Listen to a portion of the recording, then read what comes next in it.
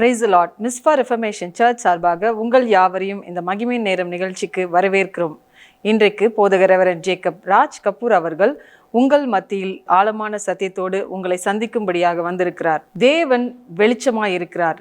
இயேசு கிறிஸ்து இந்த உலகத்துக்கு வெளிச்சமாய் இருந்தார். ஒருவன் இயேசு கிறிஸ்துவை பின்பற்றினால் நாமும் இந்த உலகத்துக்கு வெளிச்சமாய் மாறுவோம் என்று நம் மத்தேயு, மார்க்கு, லூக்கா எல்லா இடத்துலையும் நம்ம பார்க்கிறோம். யோவான்லையும் அதே தான் சொல்லப்பட்டிருக்கிறது. இயேசு கிறிஸ்து இந்த உலகத்துக்கு வெளிச்சமாய் வந்தார் என்று நாம் பார்க்கிறோம்.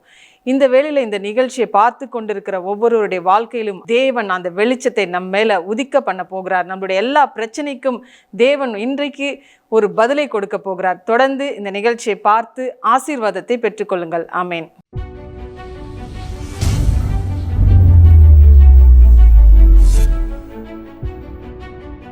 Price the lord. இந்த வேளையில் மகிமை நேரத்துக்குள்ளாக உங்களை வரவேற்கிறோம். இந்த நாட்களில் கர்த்தர் செய்து வருகிற மிகப்பெரிய அற்புதங்கள், அதிசயங்களை நாங்கள் கண்கூடாக பார்த்து கொண்டே வருகிறோம். இந்த நிகழ்ச்சி அநேகருடைய வாழ்க்கையில் மிகப்பெரிய நன்மைகளை கொண்டு வருவதை நாங்கள் கேட்டு சந்தோஷப்படுகிறோம். இயேசு கிறிஸ்து நாமத்துக்கு நாங்கள் மகிமை செலுத்துகிறோம். நம்ம கவனித்து பார்க்கிறோம். வேதம் சொல்லுகிறது, எபிரேயர் புத்தகத்தில் 11ஆம் அதிகாரத்தில் 10ஆம் வசனம் சொல்லுகிறார், தேவன் தாமே கட்டி உண்டாக்கின அஸ்திபாரங்கள் உள்ள நகரத்துக்கு அவன் காத்திருந்தான் என்று ஆபிரகாமையும் ஈசாக்கையும் யாக்கோபையும் குறித்து ஒரு வார்த்தையை நம்ம வாசித்து பார்க்கிறோம். அதில் 9ஆம் வசனம் சொல்லுது, விசுவாசத்தினாலே அவன் வாக்குத்தத்தம் பண்ணப்பட்ட தேசத்திலே பரதேசி போல சஞ்சரித்து அந்த வாக்குத்தத்தத்திற்கு உடன் சுதந்திரவாளியாகிய ஈசாக்கோடும் யாக்கோபோடும் கூடாரங்களில் குடியிருந்தான் என்று ஆபிரகாமை குறித்து ஒரு அற்புதமான ஒரு வார்த்தையை எபிரேயர் புத்தகத்தில் 11ஆம் அதிகாரத்தில் 9-10 வசனங்களை வாசிக்கிறோம். அதில் சொல்லப்பட்டிருக்கிறது, தேவன் தாமே உண்டாக்கி வைத்திருக்கிற வீடுகளுக்காக காத்து கொண்டிருந்தான் என்று. பாருங்க, தேவன் நமக்கென்று பல அற்புதங்கள், அதிசயங்கள், அடையாளங்களை செய்வது மட்டுமின்றி நம்முடைய எதிர்காலத்தை அவர் கையிலே வைத்து நமக்கு வேண்டிய எல்லாவற்றையும் செய்து நம் கையில் கொடுக்கிறவர். இந்த நாட்டில் நம்ம கவனித்து பார்க்கிறோம், கர்த்தர் முன்பதாக காத்திருக்கிறவங்களுக்கு புது பலன் சொல்கிறீங்களே, எங்களுக்கு அந்த புது பலனே வரல, காத்திருந்து எங்களுக்கு வர வேண்டிய பதில் ஒன்று கூட வராமல் நாங்கள் சோர்ந்து போயிட்டோமே அப்படின்னு பல பேர் சொல்வதை நாங்கள் கேட்டுக்கொண்டே இருக்கிறோம். சோர்ந்து போகிறவனுக்கு அவர் பலத்தையும் சத்துவத்தையும் கொடுக்கிறார் என்று வேதம் சொல்லுகிறது. கர்த்தருக்கு காத்திருக்கிறவர்கள் புது பலன் அடைவார்கள் என்று ஐசாயா 40-30 தெளிவாக சொல்லுகிறது. கர்த்தருக்கு முன்பதாக பலப்பட வேண்டும் என்று பவுலும் அற்புதமாய் சொல்லுகிறார். எபேசியரில் 3ஆம் அதிகாரம் 16-17 வசனங்களை வாசித்து பார்க்கும்போது, நீங்கள் உள்ளான மனுஷனை வல்லமையாய் பலப்படுங்கள் என்று பவுல் சொல்வதை கவனித்து பார்க்கும். உள்ளான மனுஷனை வல்லமையாய் பலப்படுத்துவது என்றால் ஆவியை பலப்படுத்தினா போதும். நம்முடைய வாழ்க்கையில் வேண்டிய எல்லாவற்றையும், சரீரத்துக்கு வேண்டிய எல்லாவற்றையும், நம்முடைய ஆத்மாவுக்கு வேண்டிய எல்லாவற்றையும் ஆவியிலிருந்து எடுத்துக்கொள்ள முடியும் என்று ஒரு அற்புதமான ஒரு மிகப்பெரிய ரகசியத்தை பவுல் சொல்வதை வேதத்தில் எபேசியரில் 3ஆம் அதிகாரத்தில் 16 முதல் படிக்க முடிகிறது. அப்படி என்றால் உள்ளான மனுஷனை நம்ம பலப்படுத்திட்டா போதும், வெளியில் இருக்கிற மனுஷனுக்கு வேண்டிய எல்லாவற்றுமே கிடைக்கும் என்று கவனிக்கிறோம். அதனால தான் வார்த்தையை வாசிக்கும் போது உள்ளான மனுஷன் பலப்படுகிறான். கர்த்தருடைய வார்த்தை நம்ம எந்த அளவுக்கு வாசிக்கிறோமோ, கர்த்தருடைய வார்த்தை எந்த அளவுக்கு தியானிக்கிறோமோ அந்த அளவுக்கு தான் உள்ளான மனுஷன் பலப்படுகிறான். உள்ளான மனுஷனை பலப்பட்டிருக்கிற ஒருவனுக்கு நினைப்பதை விட, எண்ணுவதை விட மிகவும் அதிகமாய் நமக்குள்ள கிரியை செய்கிற அவருடைய வல்லமையின்படி பதில் கிடைக்கும் என்று எபேசியரில் 3:20 சொல்லுகிறது. அப்படி என்றால் என்ன அர்த்தம்? நம்ம உள்ள எந்த அளவுக்கு நம்முடைய ஆவியை, எந்த அளவுக்கு வார்த்தையிலும் ஜபத்திலும் அபிஷேகத்தில் நம்ம கவனம் செலுத்தியிருப்போமோ அந்த அளவு தான் நம்முடைய வல்லமையினுடைய அளவு என்று எபேசியரில் 3ஆம் அதிகாரம் 17-18 சொல்லுகிறது. உள்ளே கிரியை செய்கிற அந்த வல்லமையின்படியே நமக்கு எல்லாமே வாய்க்கும் என்று சொல்லப்பட்டிருக்கிறது. இந்த வல்லமை நம்ம என்னன்னு பார்க்கிறோம்? டுனாமிஸ் என்று பார்க்கிறோம், எக்ஸூசியா என்று பார்க்கிறோம். நல்லா கவனித்து பார்த்தீங்கன்னா, வார்த்தையை தியானிக்கும் பொழுது, ஜெபத்தில் தரித்திருக்கும் பொழுது தான் இவை நம்முடைய வாழ்க்கையில் பெருக ஆரம்பிக்கிறது. இயேசு கிறிஸ்துடைய ஊழியத்தை ஆரம்பத்தை பார்க்கும்போது மத்தேயுல 3ஆம் அதிகாரத்தில் பார்க்கிறோம், லூக்காலையும் 3ஆம் அதிகாரத்தில் நம்ம பார்க்கிறோம். இந்த 3ஆம் அதிகாரத்தை கவனித்து பார்க்கும் பொழுது தெரிகிறது, இயேசு கிறிஸ்து ஞானஸ்தானம் எடுக்கும்படியாக யோர்தானுக்கு வருகிறார். யோர்தானில் ஞானஸ்தானம் எடுத்த பின்பு அவரை ஆவியானவர் வனாந்தரத்துக்கு அழைத்து சென்று கர்த்தருக்கு முன்பதாக பலப்படும்படி அவரை வனாந்தரத்திலே பரிசு ஆவியானவர் பலப்படுத்துவதை நம்ம பார்க்க முடிகிறது. கவனித்து பார்க்கிறோம். லூக்கால 4ஆம் அதிகாரத்திலும் மத்தேயுல 4ஆம் அதிகாரத்தில் கவனித்து பார்க்கும்போது பரிசு ஆவியானுடைய பலத்தினாலே அவர் மறுபடியும் கலிலேயா ஊருக்குள்ளாக கிளம்பி வருகிறத பார்க்கிறோம். அவர் சொந்த ஊராக நாசரேத்துக்கு வழக்கத்தின்படி வேதத்தை எடுத்து வாசிக்கும் போது, கர்த்தராகிய தேவனுடைய ஆவியானவர் என்மேல் இருக்கிறார் என்று லூக்கால 4ஆம் அதிகாரம் 18, 19, 20 வசனங்களை வாசிக்கிற அந்த ஐசாயா 61ஆம் அதிகாரம் 1-2 வசனங்களை அந்த இடத்துல அவர் எடுத்து வாசித்து இன்று இது நிறைவேற்று சொல்லுகிறத கவனித்து பார்க்கிறோம். அப்படி என்றால் நாம் என்ன புரிந்து கொள்ளுகிறோம்? ஜெபத்திலும் தேவனுடைய ஆழங்களிலும் கவனம் செலுத்துகிறவருடைய மேலே கர்த்தருடைய வல்லமை, கர்த்தருடைய அதிகாரம், கர்த்தருடைய பலத்த செய்கைகள் இன்க்ரீஸ் ஆகிறத நம்ம அங்கே பார்க்க முடிகிறது. நாம் ஜெபிக்கும் பொழுது, நாம் வேதத்தை தியானிக்கும் பொழுது, வேதத்தினுடைய வார்த்தைகளை கவனித்து அதை தியானிக்கிற அந்த இடத்துல உட்கார்ந்து ஜெபத்திலோ இல்லை உபவாசத்திலோ நம்ம தரித்திருக்கும் பொழுது நமக்கு வேண்டிய வல்லமை நம்மிலிருந்து புறப்பட்டு வெளியில் வந்து நாம் எதிர்பார்ப்பதை விட அதிகமாக செய்யக்கூடியதை நம்ம பார்க்க முடிகிறது. இதுதான் எபேசியர்ல 3ஆம் அதிகாரத்தில் 20ஆம் வசனத்தில் பவுல் சொல்கிறார்.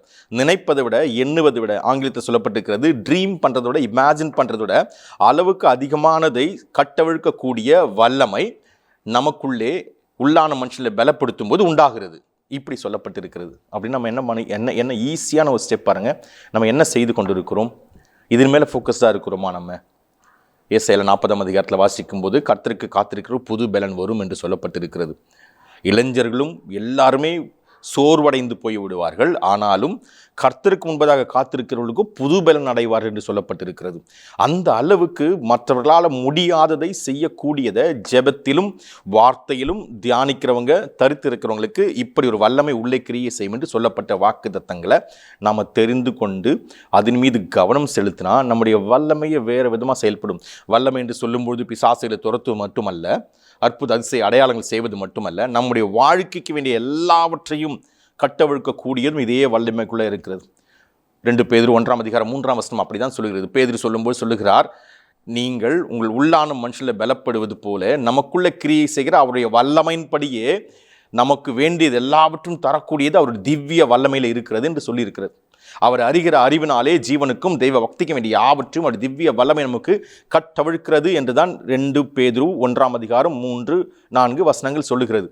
அப்படி என்றால் அவருக்குள்ள எந்த அளவுக்கு நம்ம டைம் ஸ்பெண்ட் பண்ணுறோமோ, எந்த அளவுக்கு தியானிக்கிறோமோ, இந்த வார்த்தைகளை கேட்குறீங்க, இந்த வார்த்தையை கேட்டுக்கொண்டு இருக்கும்போது ஜெபிக்கிறீங்க, இது போல் எந்த அளவுக்கு நம்ம வார்த்தையிலும் ஜெபத்திலும் தரித்திருக்கிறோமோ அது நம்முடைய பலனாய் மாறுகிறது. ஒரு குறிப்பிட்ட குறிப்பு எனக்கு நிறைவேற வேண்டும் என்று கேட்பதல்ல, ஒரு குறிப்பிட்ட ஒரு தேவைக்காக ஜெபிப்பதல்ல ஜெபம். ஜெபம் என்பது கர்த்தராகிய இயேசு கிறிஸ்துவோட நேருக்கு நேராய் பேசுவது, அவர் நமக்கு முன்பதாக நிற்பது போலவே நாம் நினைத்து அதை பிராக்டிஸ் பண்ணுவது. சொல்லப்பட்ட உள்ளான மனுஷன் வல்லமையாய் பலப்படும்படி கிறிஸ்து உங்கள் இருதயங்களிலே வாசமாக இருக்கவும் அவருடைய அன்பின் அகலம் ஆழம் நீளம் என்னதென்று அறியத்தக்கதாக அந்த அறிவு கெட்டாத அன்பை அறிந்து கொள்ள வல்லவர்களாக மாறுங்கள் என்று எபேசியரில் 3:17-18 சொல்லுகிறது. அப்படி என்றால் இது நம்ம எப்படி ப்ராக்டிஸ் பண்ண போகிறோம்? இதுக்கு பேர் தான் ஜெபம், இதுக்கு பேர் தான் ஆராதனை. இதுதான் தேவனை நினைச்சு துதிக்கிற துதிகள். கொஞ்ச நேரம் அப்படியே கண்களை மூடி அவருக்கு முன்பதாக டைம் ஸ்பெண்ட் பண்ணுங்க. ஒரு குறிப்பிட்ட ஒரு தடை உங்களுக்கு முன்பதாக வந்து நின்று கொண்டு இருக்கிறது, என்ன செய்யறதுன்னு தெரியல. அப்படி என்றால் அந்த நேரத்தில் வேதத்தை வாசிக்கும் போது ஒரு விஷயம் தெரிய ஆரம்பிக்கிறது. இது போன்ற தடைகளை அடுத்த ஸ்டெப் என்னன்னு தெரியாமல் இருக்கும்பொழுது என்ன செய்தாக அப்படின்னு சொல்லி கொஞ்சம் கவனித்து பார்த்தா தெரிகிறது. ஜாஷுவா புத்தகத்தில் 6ஆம் அதிகாரத்தில் 1-2 வசனங்களை வாசிக்கும் பொழுது எரிகோ கோட்டை அவர்களுக்கு முன்பதாக பூட்டப்பட்டிருந்தது, ஒருவரும் உள்ளிருந்து வெளியில் வரவில்லை, வெளியில் இருக்கிற யாரும் உள்ளேயும் போக முடியவில்லை. அப்படி ஒரு தடை இருக்கிறது. இந்த தடையை உடைக்க நம்ம என்ன பண்ணணும்? மனிதர்களுடைய ஆலோசனையில் நம்ம யோசிக்க ஆரம்பித்தால், நம்முடைய அனுபவங்களை யோசிக்க ஆரம்பித்தால், நம்முடைய படிப்பு அறிவு நம்முடைய இன்டலெக்சுவல் திங்ஸ் வச்சு நம்ம யோசிக்க ஆரம்பித்தால் இதை நம்ம எப்படி ஓவர் கம் பண்ண முடியும், எப்படி இந்த இடத்த ஹிட் பண்ண முடியும் யோசிச்சு பாருங்கள் நீங்கள். ஆனால் கர்த்தருடைய ஆவியானவர் சொல்லுகிற அந்த வார்த்தையை அங்கே கவனித்து பார்த்தீங்கன்னா, எரிகோவையும் அதன் ராஜாவையும் அதன் யுத்த புருஷர்களையும் உன் கையில் ஒப்பு கொடுத்திருக்கிறேன் என்று ஜாஷுவா புத்தகத்தில் 6ஆம் அதிகாரத்தில் 2ஆம் வசனம் சொல்லுகிறார். ஆச்சரியமாக இருக்குது அந்த வார்த்தையை நான் வாசிக்கும்போது. நான் பயங்கரமாக யோசிச்சு பார்ப்பேன், எப்படி இந்த பிளானிங் எக்ஸிக்யூட் ஆக போகுது, எப்படி இதை செய்து முடிக்க போகிறார். 5ஆம் அதிகாரத்தை வாசித்து பார்க்கும்போது கடைசி வசனங்களை கொஞ்ச நேரம் நீங்கள் தியானித்து பாருங்கள், உங்களுக்கு புரியும். ஒரு பெரிய தேவதூதன் வந்து நின்று கொண்டிருக்கு. ஜாஷுவா அந்த பெரிய தேவதூதனை பார்த்து பேசுகிறார், நீர் எம்மை சேர்ந்தவரா இல்லை எரிகோவினுடைய ராஜாவையும் அந்த மக்களையும் சேர்ந்தவரா என்று ஒரு கேள்வி கேட்கும் பொழுதுதான் தெரிகிறது, நான் தேவனுடைய சேனாதிபதியாக, தேவனுடைய யுத்தத்தினுடைய தலைவனாக வந்து உனக்கு முன்பதாக நின்று கொண்டிருக்கிறேன் என்று பேசி முடிந்த பின்பு அவர் ஒரு ரகசியத்தை ஜாஷுவாவுக்கு மட்டும் அறிவிக்கிறார். அந்த ரகசியம் தான் 6ஆம் அதிகாரத்தில் எக்ஸிக்யூட் பண்ணுகிறார்கள். எப்படி பண்ணுறாங்கன்னு சொல்லி கேட்டிங்கன்னா, அந்த எரிகோ கோட்டையை 7 நாள் சுற்றி வர வேண்டும், 7ஆம் நாள் 7 முறை சுற்றி வந்து தேவனுக்கு முன்பதாக ஆர்ப்பரிக்க வேண்டும், அப்பொழுது எரிகோ இடிந்து அவர்களுக்கு முன்பதாக விழும் என்று சொல்லப்பட்டிருக்கிறது. இங்கே நம்ம கவனித்து பார்க்குறோம், இவர்கள் இந்த யுத்தத்தை எப்படி ஜெயித்தார்கள் பார்த்தா வெறும் பாட்டு பாடினாங்க, அந்த எரிகோ கோட்டையை சுற்றி வந்தாங்க. நம்முடைய பிரச்சனையில் நாம் இப்போ ஜெபிக்க போகிறோம். என்னால் தாங்க முடியாத ஒரு மிக முக்கியமான ஒரு பிரச்சனையில் மாட்டிக்கொண்டு இருக்கிறேன், வெளியில் வர வேண்டும், எனக்கு என்ன செய்ய வேண்டும் தெரியவில்லை, எல்லாருக்கும் நான் ஃபோன் பண்ணுறேன், எல்லாரும் தெரிஞ்சவங்க எல்லாருக்கிட்டும் நான் உதவியை கேட்குறேன், ஒருத்தரோட உதவியும் வரல, எல்லாமே தூரமாக நின்று வேடிக்கை பார்க்குறாங்க, இந்த இடத்துல நான் தனிப்பட்ட முறையில் மாட்டிக்கொண்டு இருக்கிறேன், நான் என்ன செய்ய வேண்டும் அப்படின்னு நினைக்கிற நமக்கு வேதம் சொல்லுகிற அற்புதமான ஆலோசனை ஜாஷுவா புத்தகத்தில் 6ஆம் அதிகாரத்தில் அற்புதமாக இருக்கிறது. தேவனுக்கு முன்பதாக அவர்கள் பாடி துதித்து ஆர்ப்பரித்த பொழுது அவர்களுக்கு வேண்டிய விடுதலை யார் எந்த மனுஷ மூலியமும் உண்டாகாமல் தேவனிடத்திலிருந்தே உண்டாகி எதிரியின் கோட்டையாக இருந்த எரிகோ இடிந்து முன்பதாக விழுகிறத பார்க்குறோம். இந்த பிஹைண்ட் த சீனில் யார் ஒர்க் பண்ணது, யார் இந்த வேலையை செய்தது? எரிகோ கோட்டையை இடித்து கீழே தள்ளும்படி எரிகோ உள்ள இருக்கிற மனுஷங்கள்லாம் பயந்து நடுங்கிட்டாங்க. இப்பேற்பட்ட ஒரு யுத்தம் மனிதர்களால் நடந்த ஒரு யுத்தம் அல்ல. 5ஆம் அதிகார கடைசியில் கவனித்து பார்க்கும்போது ஒரு தேவ தூதன் சொல்லி கொடுத்த யுத்தத்தின் ரகசியம். அப்படி என்றால் தேவனுக்கு முன்பதாக காத்திருக்கிறவனுக்கு புதிய பலன் என்றால் இந்த பலன் எப்பேற்பட்ட காரியங்களை செய்து முடிக்கிறதா இருக்கிறது. நம்ம கவனித்து பார்க்கணும். நான் ஜபிக்கிறேன் பிரதர், ரொம்ப நாளாக ஜெபம் பண்ணிட்டு இருக்கிறேன், எப்போவுமே நான் ஜபத்தில் தான் இருக்கிறேங்க, காலை முதல் மாலை வரை வேதத்தையே வாசிட்டு இருக்கிறேன். பதிலை கொடுக்காததும் நமக்கு உதவிக்கு வராததுமா இருக்கிற எந்த செயலும் நாம் எப்படி பார்க்க வேண்டும்? நான் ப்ராப்பராக தான் பண்ணுறேங்க, காட் எனக்கு ஆன்சர் பண்ணல. இப்போ காட் கிட்ட ஒரு தவறு இருப்பது போலவும் நாம் சரியாக இருப்பது போல நம்ம யோசித்து பார்க்க வேண்டிய ஒரு இடத்துல இருக்கிறோம். அப்படித்தானே? இல்லை காட் ஒருபோதும் மாறாதவர், அவர் நேற்றும் என்று மாறாதவர் என்றால் நான் கரெக்டாக தானே பண்ண, எனக்கு ஆன்சரே வரல. சொல்கிறேன், தேவன் செய்து கொண்டிருக்கிற செயலை கவனித்தால் தியானித்தால் தான் நமக்கு வல்லமை பெருக ஆரம்பிக்கும். நாம் அப்படி தியானிக்காமல் ஒரு ஃபார்முலா யூஸ் பண்ணுறோம். அதனால தான் பாட்டேன், எதுக்கான கொஞ்ச நேரம் துதிங்க பிரதர், கொஞ்ச நேரம் பாட்டு பாடுங்க பிரதர், அற்புதம் நடக்கும் பிரதர்ன்றாங்க. இல்லை ஜெபிங்க பிரதர், உபவாசம் இருங்க பிரதர்னா, இது எதுவுமே அதை பெற்றுத்தருகிற ஒன்று அல்ல. தேவனுக்கு முன்பதாக நம்மை நாமே அர்ப்பணிப்பது தான் இந்த பதிலை வாங்கி தரக்கூடியது. இஸ்ரவேல் ஜனங்கள் தங்களால் ஒன்றும் செய்ய முடியவில்லை என்று சொன்ன பிறகுதான் இது ஆரம்பிக்கிறது. இதே வார்த்தையை ஒவ்வொரு முறையும் நம்ம கவனித்து பார்க்கிறோம். இது ஜாஷுவாவினால் நடந்த ஒரு யுத்தத்தில், இந்த யுத்தத்தில் அற்புதமான ஒரு பதிலை, வெற்றியை எரிகோ இடிஞ்சு கீழே விழுவதனால இஸ்ரவேல் ஜனங்கள் பெற்றுக்கொண்டார்கள். எல்லாவற்றையும் எடுத்துக்கொண்டார்கள், எல்லாவற்றையும் எரித்து சாம்பலாக்கி அந்த இடத்தை ஜெயித்து தேவனுக்கு முன்பதாக ஒரு பெரிய ஆர்ப்பரிப்பை செய்து முடித்தார்கள். இப்போ நம்ம அடுத்து கவனித்து பார்க்குறோம். அடுத்து ஒரு பெரிய ராஜா, யோசபாத் ராஜா, அவரும் இதே போல அவருக்கு விரோதமாக 5 விதமான ஜாதியார் எழும்பி நின்று ஒரு மிகப்பெரிய யுத்தத்தை கொண்டு வந்து நிறுத்தி இந்த இடத்துல யோசபாத்தை ஒன்றுமே இல்லாமல் பண்ணி போக வைக்க வேண்டும் என்று திட்டத்தை செயல்படுத்துகிறாங்க. இந்த இடத்துல யோசபாத் அற்புதமான ஒரு வேலையை செய்கிறார். அதுதான் ஆச்சரியமாக இருக்கிறது. உடனடியாக இருக்கிற எல்லா ஜனங்களையும் வரவழைத்து அவர்களுக்கு முன்பதாக ஒன்றை சொல்லுகிறார். இந்த 5 ராஜாக்களுக்கு முன்பதாக நமக்கு விரோதமாய் வந்திருக்கிற இந்த ஜனங்களுக்கு விரோதமாக யுத்தம் பண்ணுகிற அளவுக்கு நாம் நமக்குள்ளே வேண்டிய ஆட்கள் இல்லாதபடியினால நாம் ஒன்று செய்ய போகிறோம். கர்த்தருக்கு முன்பதாக ஒரு உபவாசத்தை கூறப்போகிறோம். எல்லோரும், சிறு குழந்தை முதல் பெரியோர் மட்டும் எல்லாரும் ஒன்று சேர வேண்டும். அவருக்கு முன்பதாக நம்ம வாயில திறந்து தேவனுக்கு முன்பதாக ஒவ்வொரு அறிக்கையாக செய்யலாம் என்று எல்லா விதமான அறிக்கை செய்கிறார். இது 2 நாளாகமத்தில் 20ஆம் அதிகாரத்தில் 1 முதல் நீங்கள் வாசித்து பார்க்கிறோம் 25 வசனம் வரைக்கும். அப்போ கவனித்து பார்க்கிறோம், இந்த யுத்தத்தில், இதற்கு முன்பதாக ஒரு யுத்தத்தில் எதிரி யுத்தத்துக்கு வரவே முடியல. நாம் அந்த எதிரி அங்கே பார்க்கவே முடியல. முழுவதும் பூட்டப்பட்டு இருந்துச்சு, எல்லாமே அடைக்கப்பட்டு இருந்துச்சு. அது இடிஞ்சு கீழே விழ வேண்டும் என்றால் யாராவது ஒருத்தங்க வெளியில் வந்து எதையாவது செய்யணும், இல்லை நாம் அதுக்குள்ளே போய் எதையாவது செய்யணும். அப்படி ஒரு ஆக்ஷன் நம் மூலமாக இல்லை அவர்கள் மூலமாக நடக்கும்பொழுது இது மனிதனுடைய உதவி, சரீரத்தினுடைய உதவி, இல்லாட்டி பார்த்தீங்கன்னா ஏதோ ஒரு எக்யூப்மெண்ட்னால இந்த யுத்தம் செய்து முடிக்கப்பட போகுது. அந்த இடமே தேவன் கொடுக்கவே இல்லை மனுஷனுக்கு. அதனால் சொல்ல, யுத்தத்தில் கர்த்தர் சொல்லுகிறவா, நீங்கள் சும்மா தரித்து நின்று வேடிக்கை பாருங்கள் கர்த்தர் செய்யும் காரியங்களேன்னு சொல்கிறார். நம்ம சும்மா நின்று வேடிக்கை பார்க்கணுமா? இது எப்படி நடக்க போகிறது? அதே பிளானை மறுபடியும் யோசபாத்தின் லைஃப்பில் ஆன் பண்ணுகிறார். அங்கேயே சொல்லப்பட்டிருக்கு. ஒரு தீர்க்கதரிசி எழுந்து இதுதான் சொல்லுகிறார், கர்த்தர் உங்களுக்கு இன்று செய்யும் அற்புதத்தை கவனித்து பாருங்கள் என்று சொல்லுகிறார். அப்படி என்றால் இவர்கள் இங்கே மாத்திரம் இந்த யுத்தத்தில் என்ன பண்ணாங்கன்னு பார்த்தீங்கன்னா, எல்லா யுத்த புருஷரையும் பின்பதாக நடக்க வைத்து முன்பதாக பாடல் பாடுகள் முன்பதாக நிறுத்து அவர் கிருபை என்றும் உள்ளது என்ற ஒரு பாடலை பாடிக்கொண்டு போகிறார்கள். அப்பொழுது இவர்களுக்கு விரோதமாக எழும்பி வந்து கிரியை செய்த எதிரிகள் ஒருவனுக்கு விரோதமாக ஒருவனை தேவன் எழும்ப பண்ணி அவர்கள் வெட்டுண்டி கீழே விழுந்துபடியாக செய்தாராம். 20, 23, 24 கவனித்து பார்க்கிறோம் 2 நாளாகமத்தில். அப்படி என்றால் அவர்களுக்கு விரோதமாக எழும்பி கிரியை செய்கிற அளவுக்கு அவங்க மனதுக்குள்ள ஒரு பிரச்சனை, காதுக்குள்ள ஒரு பிரச்சனை, எதிரியினுடைய பாளையத்தில் இப்படி ஒரு பிரச்சனையை ஏற்படுத்த தேவன் எப்படி திட்டங்களை வைத்து கொண்டிருக்கிறார்? இப்போ இந்த திட்டங்கள் இப்படி நிறைவேற ஒரே ஒரு காரணம், என்ன காரணம் என்று நாம் சொல்ல முடியும்? பிரச்சனை, நாம் அவர்களை எதிர்க்க முடியவில்லை, நமக்கு என்ன செய்வதுன்னு தெரியவில்லை. இதான் யோசபாத் சொன்ன வார்த்தை. 20ஆம் அதிகாரத்தில் 1 6, 8 வசனங்களை வாசித்து பார்க்கும்போது இப்படி தான் பார்க்க முடிகிறது. ஆனால் கர்த்தர் கொடுக்கிற ஆலோசனை செக் பண்ணி பார்க்கும்போது அங்கே ஒரு ஆசாரியன் தீர்க்கதரிசன ஆவினால் எழும்பி நின்று பேசுகிறான். அடுத்து யோசபாத் வேண்டிய பாடகர்களை எழுப்பி நிற்க வைத்து அவரிடத்தில் இந்த ப்ரோக்ராமை கையில் கொடுக்கிறார்.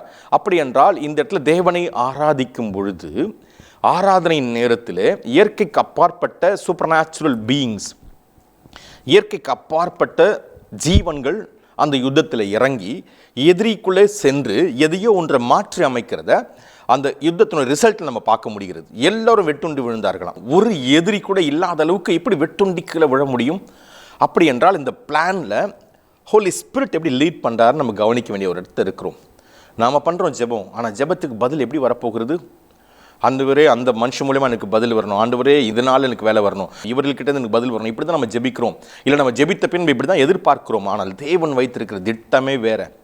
அப்போ தேவ திட்டம் நம்முடைய வாழ்க்கையில் நிறைவேற வேண்டும் என்றால் நாம் எப்படி ஒரு விஷயத்தை தியானிக்கணும்? கவனித்து பாருங்கள். நீங்கள் இங்கே யோசேபாத்துடைய விஷயத்தை 2:20 அதிகாரத்தில் வாசித்து பார்க்கிறோம், ஜாஷுவா புத்தகத்தில் 6 அதிகாரத்தில் வாசித்து பார்க்கிறோம், புதிய ஏற்பாட்டில் எபேசியரில் 3 அதிகாரத்தில் வாசித்து பார்க்கிறோம் 16 வசனம் முதல். அதை நம்ம கவனித்து பார்க்கணும். தேவன் நமக்கென்று செய்து வருகிற செயல்களை கவனித்து தியானித்தால் ஒவ்வொரு முறையும் நமக்கு ஏதாவது ஒரு தடையை பார்க்கும் பொழுது, இல்லாட்டி ஒரு எதிர்ப்பான ஒரு சக்தியை பார்க்கும் பொழுது, நமக்கு விரோதமாக எழும்புகிறதை ஏதாவது பார்க்கும் பொழுது நாம் செய்ய வேண்டியது என்ன? இது ஒரு ஸ்டெப். அடுத்த இன்னொரு ஸ்டெப் இருக்குது பாருங்கள், அதுதான் ஆச்சரியமான ஒரு ஸ்டெப். இயேசு கிறிஸ்துவை குறித்து நம்ம கவனிக்க வேண்டிய இடத்துல நம்ம இருக்கிறோம். மார்க்கில் 4 அதிகாரத்தில் 36 முதல் நம்ம கவனித்து பார்க்கும்போது அற்புதமான ஒரு விஷயம் பார்க்க முடிகிறது. இவர்கள் ஒரு படகுல ஏறி ஒரு இடத்துலேருந்து மறு ஒரு இடத்துக்கு செல்லுகிறார்கள். அப்படி செல்லும் பொழுது அந்த படகை அமிழ்ந்து போகத்தக்கதான ஒரு மோசமான புயல் காற்று அவர்களுக்கு விரோதமாக வந்து அந்த படகை அமிழ்ந்து போகத்தக்கதாக அடித்து கொண்டிருக்கிறது. இயேசு கிறிஸ்துவோ அந்த படகுலே படுத்து உறங்கி கொண்டிருக்கிறார். இதுதான் நம்ம கவனிக்க வேண்டிய மிக மிக முக்கியமான ஒன்று. இவ்வளவு பிரச்சனையிலையும் இயேசு கிறிஸ்து எனக்குள்ளே சைலண்டாக இருக்கிறார், படுத்து தூங்கிட்டு இருக்கிறார். இப்போ நான் என்ன செய்ய வேண்டும் அப்படி என்பதை அவர் தான் சொல்லிக் கொடுக்கிறார். என்ன செய்ய வேண்டும் என்று எனக்கு சொல்லிக் கொடுக்கிறார். அதுதான் ஆச்சரியமாக இருக்கிறது. சீஷர்கள் என்ன செய்தாங்கன்னு கேட்டிங்கன்னா, அந்த படகின் மீது அந்த அலைகள் வந்து அடிக்கும்போது அவருக்கு பயந்து, ஐயரே நாங்கள் சாகுறோமே உமக்கு தெரியவில்லையா என்று அவரை எழுப்பிட்டாங்க. தூங்கி கொண்டிருந்தவர் எழுப்பிட்டாச்சு. எழும்பின உடனே இயேசு கிறிஸ்து செய்த மிக முக்கியமான ஒரு வார்த்தை, கடலையும் அதனுடைய அலையும் பார்த்து ஒரே வார்த்தை சொல்லி அதட்டி, இறையாதே அமைதலாக இரு என்று சொல்லுகிறார். சொல்லி முடிந்த பின்பு இவர்களை பார்த்து கேட்கிறார், உங்களுக்கு ஏன் தேவனுடைய விசுவாசம் இல்லாமல் போயிற்று என்று. இதான் ஆச்சரியமான ஒரு வார்த்தை. சீஷர்களுக்கு மிக முக்கியமான ஒன்று இருந்திருக்க வேண்டும். அந்த விசுவாசம் இருந்திருந்தால் அவர்களே அதை அடைக்க முடியும் என்கிறத அங்கே பார்க்கிறோம். அப்போ நமக்கு விரோதமாக எழும்பி வருகிற எப்பேற்பட்ட பிரச்சனையும் நமக்குள்ளே இருக்கிற இயேசு கிறிஸ்துவின் வல்லமையினால, இயேசு கிறிஸ்துவின் ரத்தத்தினால ஒரு வார்த்தை சொல்லி அதட்டி ஆஃப் பண்ண முடியும் என்கிற ஒன்றுத்துக்குள்ளாக நம்ம ஏன் இன்னும் டெவலப்பே ஆகலை? நம்ம ஏன் இன்னும் ப்ராக்டிஸே பண்ணலை? இதை நம்ம கவனிக்க வேண்டிய ஒன்று. எல்லாமே ஆண்டவர் செய்வார், எல்லாமே ஆண்டவர் தான் செய்கிறார், மாற்றமே இல்லை. ஆனால் அவருடைய சீஷனாக இருந்து, அவரை தரித்து கொண்டிருக்கிற பிள்ளையாக இருந்து, அவருடைய ராஜாவாக இருந்து, அவருடைய ஆசாரியனாக இருக்கிற நாம் எந்த வார்த்தைகளை பயன்படுத்தினா இந்த பதில் நம்முடைய வாழ்க்கையில் வரும்? இதான் நம்ம கவனிக்க வேண்டியது. இந்த வார்த்தைகளை, இந்த நிகழ்ச்சியை பார்க்குற ஒவ்வொருவரையும் பார்த்து பேசுகிற மிக முக்கியமான ஒன்று, உங்களுக்குள்ளே இருக்கிற தேவனுடைய வல்லமை கட்டவிழ்ப்பது எப்படி? அப்போ தேவனுடைய ஆழங்களை தியானித்த பின்புதான் உங்களுக்குள்ள இருக்கிற வல்லமை கட்டவிழ்க்கப்பட போகிறது. நாம் நினைக்கிறோம் ஒரு குறிப்பிட்ட மனிதன் வந்து நம்ம தலை மீது கரங்களை வைத்து ஒரு வார்த்தையை சொல்லி தீர்க்கதரிசனமாக உரைக்கும் போது அப்படியே நம்முடைய வரமாய் மாறப்போகிறது என்று. வேதம் அப்படி சொல்லவில்லை. ஒருவன் என்னிலும் நான் அவனில் நிலைத்திருந்தால் மிகுந்த கனிகளை கொடுப்பான் என்று தான் இயேசுக்கு சொல்லுகிறார். என்னை அல்லாமல் உங்களால் ஒன்றும் செய்யக்கூடாது என்று சொல்லுகிறார். நானே வழி சத்தியம் ஜீவனமாய் இருக்கிறேன், என்னை கொண்டு எதை கேட்டாலும் அதை செய்து முடிக்க முடியும் என்று மார்க்கில் 11 அதிகாரத்தில் அற்புதமாக செய்து காட்டுகிறார், சொல்லி காட்டுகிறார், அதன் பிரகாரமாக நடத்தியும் காட்டுகிறார். எவனாகி இந்த மலையை பார்த்து பெயர்ந்து எங்கே போக வேண்டும் என்று சொல்லி அது போக வேண்டிய இடத்த டெஸ்டினியை கொடுத்தால் அது அப்படியே செய்ய முடியும், அப்படியே நடக்கும் என்று சொல்லுகிறார். இது இயேசு கிறிஸ்துவே சொன்னது. நானே உயிர்த்தெழுதலும் ஜீவனமாக இருக்கிறேன் என்று சொன்னவர் லாசருவே எழுந்து வா என்று சொல்லி 4 நாள் ஆன ஒரு சரீரத்தை பார்த்து கமாண்ட் பண்ணுகிறார். அப்பொழுதே அந்த சரீரம் எழுந்து நின்று நடந்து வெளியில் வருகிறது. இவர்கள் அதிகபட்சமாக செய்தது அந்த கல்லை மட்டுமே உருட்டினார்கள், மற்றபடி அவன் உயிரோடு எழுந்து வரும்படியாக ஒரு செயலும் செய்யவில்லை. ஆனால் இவருடைய வார்த்தைக்கு அப்பேற்பட்ட ஒரு வல்லம் இருக்குது. இயேசு கிறிஸ்துனுடைய வார்த்தைக்கு அப்படி ஒரு வல்லம் இருக்கிறது. இந்த இயேசு கிறிஸ்துனுடைய வார்த்தை இவர் பேப்டிசம் எடுத்து ஹோலி ஸ்பிரிட்டில் ஃபில் ஆகிறதுக்கு முன்பதாக சாதாரணமாக இருந்துச்சு. இன்னைக்கு நமக்குள்ள ஹோலி ஸ்பிரிட் ஆஃப் பேப்டிசம் நமக்குள்ளே இருக்கிறது. அப்போ நமக்குள்ள தேவனுடைய வார்த்தை இருக்கிறது. எப்படி பயன்படுத்தினால் இப்பேற்பட்ட செயல்களை நம்ம செய்து முடிக்க முடியும்? ஏன் நம்ம இந்த ப்ராக்டிஸ்குள்ளே வரவே மாட்டேங்கிறோம்? இந்த அறிவை நம்ம எப்படி நம்ம இன்க்ரீஸ் பண்ணணும்? வேதத்தில் ரொம்ப தெளிவாக பவுல் எழுதும்போது சொல்லுகிறார், 14 அதிகாரத்தில் 12 வசனத்தில் சொல்லுகிறார், நீங்கள் ஆவிக்குரிய வரங்களை நாடுகிறபடினாலே அவைகளை தேரும்படி நாடுங்கள்னு சொல்லுகிறார். தேரும்படி, எப்படி அதில் எக்ஸல் ஆகும்படி நம்ம ப்ராக்டிஸ் பண்ண முடியும்? அடுத்தது 14ஆம் அதிகாரம் 31ஆம் வசனத்தை சொல்லுகிறார். 1 கொரிந்தியர்ல நம்ம கவனித்து பார்க்கும்போது சொல்லுது, நீங்கள் கற்கிறதற்கும் தேறுகிறதற்கும் ஒவ்வொருவராக இந்த கிஃப்ட்ஸை ப்ராக்டிஸ் பண்ண முடியும்னு சொல்லுகிறார். இப்பேற்பட்ட வரங்களை ப்ராக்டிஸ் பண்ண முடியும், இப்பேற்பட்ட வல்லமைகளை ப்ராக்டிஸ் பண்ண முடியும் என்று பவுல் சொல்லுகிறார். அது ஆச்சரியமே. இயேசு கிறிஸ்துவோடு இருந்த சீஷர்கள் 12 பேர், இயேசு கிறிஸ்துவோடு கூட நடந்தவங்க, சாப்பிட்டவங்க, எல்லா இடங்களிலும் கூடவே நின்றவர்கள். அவர்கள் சொல்லாத ஒரு ரகசியத்தை இப்பொழுதுதான் ரட்சிக்கப்பட்டு உள்ளே வந்திருக்கிற பவுல் சொல்லுகிறார். சவுலா இருக்கும்போது தேவன் யாருன்னு தெரியாது இருந்த ஒரு நபர் இப்போதான் தெரிந்து கொள்ள ஆரம்பித்திருக்கிறார். அப்படி என்றால் ஹோலி ஸ்பிரிட் எந்த அளவுக்கு டீப்பர் திங்ஸ் ஆஃப் காட் அவருக்கு கற்றுக் கொடுத்திருக்கிறார், அல்லது வேதத்தை எந்த அளவுக்கு தியானம் செய்திருந்தால் தேவனுடைய வல்லமையாகிய இயேசு கிறிஸ்துனுடைய ஆவியை முழுவதுமாக புரிந்து கொண்டு இந்த வார்த்தையை சொல்கிறார். கற்கிறதற்கும் தேறுகிறதற்கும் நீங்கள் ஒவ்வொருவராக இந்த பயிற்சியில் ஜெயம் எடுக்க முடியும் என்று 14ஆம் அதிகாரம் 31ஆம் வசனம் அப்படி சொல்லுகிறது. ஆச்சரியமாக இருக்கு. நான் வாசித்து பார்க்கும்போது எப்படி இதில் எக்ஸல் ஆகிறது, எப்படி இதில் ப்ராக்டிஸ் பண்ணி எக்ஸல் ஆகிறது. அப்படி என்றால் ஆழமான தியானம். காலையில் எழுந்தவுடனே ஒரு வார்த்தை வாசித்தா அந்த வார்த்தைக்குள்ளே இருக்கிற ரேமா என்று சொல்லப்படுகிற செயல்பாட்டுக்குரிய வார்த்தை, செயல்படுத்தக்கூடிய ஒரு வார்த்தை. அது அந்த வார்த்தையை சொல்லிட்டா போய் அந்த வேலையை செய்துட்டு தான் ரிட்டன் வரும். அது வெறுமனே ரிட்டன் வரவே வராது. அதுதான் அந்த வார்த்தையினுடைய உண்மையான அர்த்தம். அந்த வார்த்தையை தான் நாம் தியானிக்கும்படியாக காலையில் எழுந்த உடனே வேதத்தை வாசிக்கும்போது நாம் உறங்கவும் முடியாது, தூங்கவும் முடியாது. அப்பேற்பட்ட ஒரு இடத்துல பரிசுத்த ஆவியானவர் நமக்கு இரவும் பகல் நம்மோடு கூடவே இருக்கிறார். நாம் தியானிக்கிறவளாக இருந்தால் இதுக்கெல்லாம் டைமே இல்லைன்ற ஒரு லைஃப் ஸ்டைலில் நம்ம ப்ராக்டிஸ் பண்ணி வைக்கலாம். எனக்கு ரெஸ்டிங் டைம் பிரதர் அப்படிலாம் இல்லை. எப்பொழுதும் ஜெபிக்கிறவங்களாக, எப்பொழுதும் ஆராதிக்கிறவங்க, எப்பொழுது தேவனோடவே இருக்கிறவர்களாக இப்படி ஒரு லைஃப் ஸ்டைலை நம்ம ப்ராக்டிஸ் பண்ணலாம். ரொம்ப தெளிவாக சொல்லுகிறது, அவரோடு இருக்கிறவர்களோட அவர் எப்பொழுதும் கூடவே இருக்கிறாராம். இப்பேற்பட்டவர்கள் தான் ஒரு வார்த்தையை பேசினா உலர்ந்து போயிருக்கிற எலும்புகள் கூட பல வருஷத்துக்கு முன்பதாக மரித்த வெறும் எலும்பு தான் மிச்சம். வெறும் எலும்புன்னு சொன்னால் பாருங்களேன், நீங்கள் ஏதாவது ஒரு சோர்ஸ் வேணும் அந்த இடத்துல. அதாவது ஒரு சரீரம் வேணும், இல்லாட்டி ஏதாவது ஒன்று இருக்கணும். இப்போ தான் ஜீவன் போய் 2 நாள் ஆச்சுங்க, 1 நாள் ஆச்சுன்னு சொல்கிறதுக்காவது ஏதாவது ஒன்று வேணும். இயேசு கிறிஸ்து லாசரை எழுப்பும்போது 4 நாள் ஆயிட்டுன்னு ஒரு வார்த்தையை சொல்கிறாங்க. அப்போ ஒரு சரீரம் வெளியில் வந்துச்சு. ஆனால் எசேக்கியேலுக்கு ஒரு சேலஞ்ச் காட் சொல்கிறார், நீ பேசு இப்போ நடக்கும்னு சொல்லுகிறார். இங்கே வெறும் எலும்பு தான் மிச்சம். அந்த எலும்பு கூட எந்த எலும்பு எதனுடையதுன்னு தெரியல. இப்போ எவ்வளோ பேர் இங்கே ஒர்க் பண்ணணும் இதை சரியாக சேர்க்கறதுக்கு, மறுபடியும் ஒரு ரூபத்தை கொண்டு வருவதற்கு. அதுக்குள்ளே ஜீவன் வந்து அவளாகவே தன்னை காண்பிக்கும்படியாக எப்படி எழுந்து நிற்க முடியும்? அது ஒரு பெரிய போர் சேவர்களுடைய ஒரு கூட்டமாக நம்ம அங்கே பார்க்க முடிகிறது.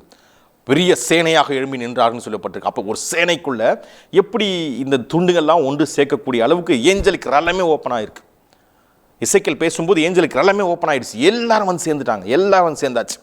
அவங்களுக்குள்ள இருக்கிற எல்லாமே வந்து சேர்ந்தாச்சு. அதே பார்வை, அதே வல்லமை, அதே சத்தம், இறைச்சலாக வந்துச்சுங்களா. அப்போ யோசித்து பார்க்குறோம், பேச வேண்டிய வார்த்தைகளை பேசினால் நாம் எந்த வார்த்தைகளை உச்சரிக்கிறோமோ அந்த வார்த்தைக்குள்ளே இருக்கிற தேவனுடைய வல்லமை புறப்பட்டு வெளியில் வந்தால் நாம் சொன்னபடியே ஆகும் என்று நம்ம பார்க்க முடிகிறது. நாம் இங்கே பார்க்கிறோம், எசேக்கியேல் பேசின உடனே ஜீவன் உண்டாகிறத பார்க்குறோம். மறுபடியும் வெறும் எலும்புகளாக இருக்கிறதெல்லாம் உயிர் பெறுகிறத பார்க்குறோம். அப்படி என்றால் அதுக்கு காரணமாக இருக்கிற வார்த்தையை தான் கர்த்தராகிய தேவனுடைய ஆவியானவர் எசேக்கியேலுக்கு சொல்லிக் கொடுக்கிறார். புதிய ஏற்பாட்டில் பரிசாவினால் நிரம்பியிருக்கிற ஒவ்வொருவரும் ஜெபத்திலும் வார்த்தையிலும் தியானிக்கும் பொழுது, ஆழத்துக்குள்ளே இறங்கி போகும்பொழுது இதே வல்லமை நமக்கு வார்த்தையிலிருந்து ஜெபத்து மூலமாக நமக்கு வருகிறது. இதுதான் நம்ம தியானிக்க வேண்டியது. நம்ம எந்த சூழ்நிலையில் பேசினாலும் எல்லாமே உயிர் பெற ஆரம்பிக்கும். எந்த சூழ்நிலையில் பேசினாலும் நம்மளால் முடியல, இந்த வேலை விஷயத்தில், இந்த பண விஷயத்தில், இந்த வியாதி விஷயத்தில் என்ன செய்கிறதுன்னு தெரியல, அடுத்த ஸ்டெப்பே புரியல, எல்லாம் முடிந்தது, அவ்வளவுதான், நடக்காது, எரிகோ கோட்டை கம்ப்ளீட்டாக அப்படி க்ளோஸ் பண்ணி வைக்கப்பட்டிருக்கும். அந்த மாதிரி நம்ம சூழ்நிலை எல்லாமே க்ளோஸ் பண்ணப்பட்டிருக்கு, எதுவுமே ஓப்பன் ஆகாது, ரிலீஸ் ஆகாதுங்க, நடக்க வாய்ப்பே இல்லைங்க. அப்படி என்று சொல்லுகிற அந்த இடத்துல கிரியை செய்யும்படியாக கர்த்தருடைய ஆவியானவருடைய வல்லமை, கர்த்தராகிய தேவனுடைய ஆவியானவருடைய வார்த்தை பயன்பெற ஆரம்பிக்கும், வேலை செய்ய தொடங்கும். நாம் வாயில் திறந்து பேசுகிற விதத்தில் பேசினால், இன்றைக்கு இந்த வழியில் உங்களை பார்த்து ஒரு வார்த்தை நான் பேச விரும்புகிறேன், ஜெபிக்க விரும்புகிறோம். உங்கள் சூழ்நிலைக்கு விரோதமாய் கிரியை செய்கிற அது எதுவாக இருந்தாலும் சரி, இந்த வேளை நம்ம ஒரு ஜெபத்தை ஜெபிக்க போகிறோம். அப்பொழுது கர்த்தருடைய ஆவியானவர் ஒவ்வொரு நிரப்பி ஒரு அற்புதத்தை, ஒரு அதிசயத்தை, ஒரு அடையாளத்தை இந்த வேளையில் செய்யும்படியாக நம்ம அழைக்க போகிறோம். வாயில திறக்கலாமா? இந்த வேளையில் நாம் ஜெபிக்க போகிறோம். கர்த்தருடைய ஆவியானவர் ஒரு அற்புதத்தை இந்த வேளையில் செய்யும்படியாக நம்ம ஜெபிக்கலாமா? கண்டம் நம்ம ஜெபிப்போம். நன்றி தகப்பனே, அப்பா, இந்த வழியில் நம்ம விலையேறப்பெற்ற மகிமை வல்லமை இறங்கி வருவதாக நாங்கள் ஜெபிக்கிறோம். இந்த வார்த்தைகளை கேட்கிற ஒவ்வொரு குடும்பங்களுக்கு விரோதமாய் செயல்படுகிற எல்லா தடைகளை இயேசு கிறிஸ்து நாமத்தினால் இந்த நாளில் விலகுவதாக நான் ஜெபிக்கிறேன். அது எந்த வியாதியினுடைய படுக்கையாக இருந்தாலும் சரி, அது எந்த மரணத்தினுடைய செய்கையாக இருந்தாலும் சரி, இயேசு கிறிஸ்துவின் நாமத்தினால இப்பொழுதே ஜீவன் உண்டாவதாக. சரீரத்தில் இருக்கிற எந்த வியாதிப்பட்ட எந்த அவயமாக இருந்தாலும் இயேசு கிறிஸ்து நாமத்தினால் இப்பொழுது ஜீவன் உண்டாவதாக, அந்த அவயம் புதிதாவதாக, இப்பொழுதே ஒரு பரிபூர்ண சுகம் உண்டாவதாக ஜெபிக்கிறேன். இந்த சுகத்துக்கு விரோதமாக இதை பெற்றுக்கொள்ள முடியாதபடி தடுக்கிற அது எதுவாக இருந்தாலும் இயேசு கிறிஸ்து நாமத்தினால் அவர்களை விட்டு விலகுவதாக நான் ஜெபிக்கிறேன். பொருளாதாரத்தில் இன்று ஒரு அற்புதம் நடப்பதாக, இந்த வேளை பொருளாதாரத்துக்காக எதிர்பார்த்து காத்து கொண்டிருக்கிற இவர்களுக்கு ஒரு அற்புதம் இந்த வேளை நடந்து முடிப்பதாக நான் ஜெபிக்கிறேன். தகப்பனே, உமக்கு நன்றி சொல்லுகிறேன். இயேசு கிறிஸ்து நாமத்தில் ஜெபிக்கிற நல்ல பிதாவே, ஆமேன், ஆமேன், ஆமேன். Glory be to God. God இந்த நாட்கள்ல நம் மத்தியில அவருடைய ஆழமான வார்த்தைகள், ஆழமான சத்தியங்களை அவர் விடுவிக்கிறார். தேவனுடைய மனிதன் மூலமாய் இல்லாதவர்களை இருக்கிற போல அழைக்கிற தகப்பனா. ஆபிரகாமுக்கு ஒன்றுமில்லை, ஆபிரகாமுக்கு பிள்ளை கூட இல்லை, ஆனால் அவரை பார்த்து அழைக்கிறார். உன்னுடைய சந்ததி கடல் மணலை போலவும் வானத்தின் நட்சத்திரை போலவும் பெருகும் என்று. ஆபிரகாம் நிமித்தமாய் கானான் தேசம் ஆசீர்வதிக்கப்பட்டது. இப்பேற்பட்ட தேவனை தான் நாம் ஆராய்த்து கொண்டிருக்கிறோம். இப்பேற்பட்ட தேவன் தான் நமக்குள்ளா இந்த நாட்கள்ல வாசம் செய்து கொண்டு எல்லாவற்றையும் மாற்றி அமைத்து கொண்டிருக்கிறார். எப்பேற்பட்ட வல்லமை நமக்குள்ளாய் தேவன் கட்டவித்து கொண்டிருக்கிறார். நாம் பார்க்கிறோம் பாருங்க, காணப்படுகிறது யாவும் அநித்தியமானவைகள், காணப்படாதவர்களோ நித்தியமானவைகள். அந்த காணப்படாதவர்களை பார்க்கிற ஆவிக்குரிய கண்கள் உங்கள் ஒவ்வொருவருக்கும் கட்டவிழ்க்கப்பட்டிருக்கிறது. தேவனோடு நாம் நெருங்கும் போது, தேவன் ஆவியில செயல்படுகிற மனிதர்களாய், ஆவியில நாம் நடக்கிற மனிதர்களாய் காணப்படும் போது, ஆவியானவரோடு இசைந்து நாம் செயல்படும் போது, தேவனோடு நாம் ஒருங்கிணைத்து தேவனுடைய சந்நிதியில, தேவனுடைய பிரசன்னத்துல நாம் பல மணி நேரம் அவருக்காய் நேரத்தை செலவிடும் போது, இது எல்லாம் நம் வாழ்க்கையில கட்டவிழ்க்கப்படுகிறதா இருக்கிறது.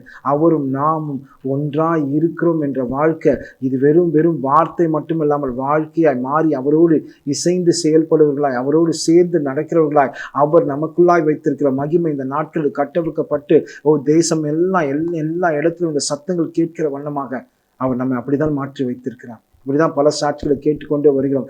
இந்த வெளிச்சம், இந்த சத்தத்தின் வெளிச்சம், இந்த விசுவாசத்தின் சத்தம் எங்க வீட்டுல ஒலித்த போது, அவருடைய சத்தம் எங்க வீட்டுல, அவருடைய வெளிச்சம் எங்க வீட்டுல அது கேட்ட போது எங்களுடைய வாழ்க்கை முற்றிலுமாய் மாறினது. அப்பேற்பட்ட வல்லமை தான் நமக்குள்ளாய் செயல்பட்டு கொண்டிருக்கிறது. தேவனே அந்த வெளிச்சமாய் இருக்கிறார், தேவனே அந்த சத்தமாய் இருக்கிறார்.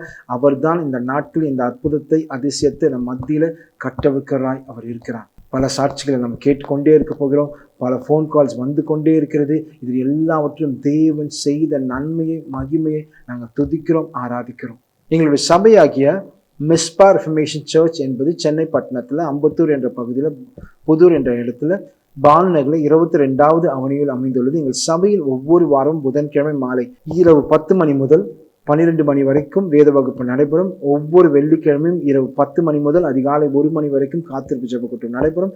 ஞாயிற்றுக்கிழமையில் 2 ஆராதனை உண்டு. முதலாவது ஆராதனை காலை 9 மணி முதல் 12:30 மணி வரைக்கும், இரண்டாவது ஆராதனை மாலை 7 மணி முதல் 9 மணி வரைக்கும் நடைபெறும். எங்களுடைய சபையுடைய ஆராதனை விவரங்கள் மற்றும் ஸ்பெஷல் மீட்டிங் இதனுடைய விவரங்கள் எங்களுடைய ஃபேஸ்புக் மற்றும் இன்ஸ்டாகிராம் பேஜ் மூலமாக நீங்கள் அறிந்து கொள்ளலாம். அது மட்டுமல்லாமல் எங்களுடைய யூடியூப் பேஜ் ஆகிய மிஸ்பா ரெஃபர்மேஷன் சர்ச் என்ற பேஜில் பல தேவனுடைய ஆழமான வார்த்தைகளை அப்லோட் செய்து கேட்டு உங்கள் ஆசீர்வாதத்தை பெற்றுக்கொள்ளலாம். நாம் மீண்டும் அடுத்த வாரம் சந்திக்கலாம். ஷாலோம்.